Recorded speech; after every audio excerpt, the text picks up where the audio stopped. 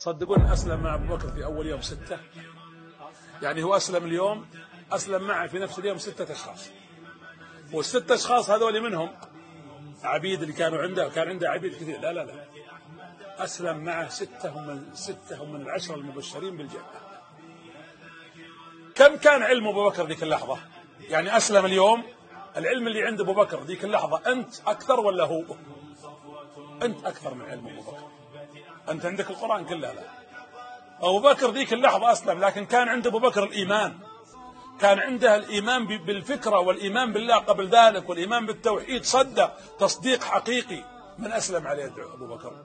أسلم عثمان بن عفان. يا الله، يا حظك يا أبو بكر، يا حظك يا أبو بكر أن يكون أجر كل ما فعله عثمان خليفة المسلمين في صحيفة أبو بكر الصديق. هذا واحد.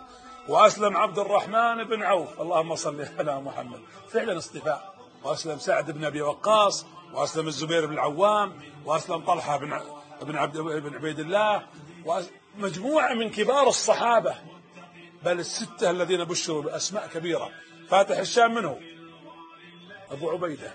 كل أجر ما كان في الشام في صحيفة أبو بكر الصديق.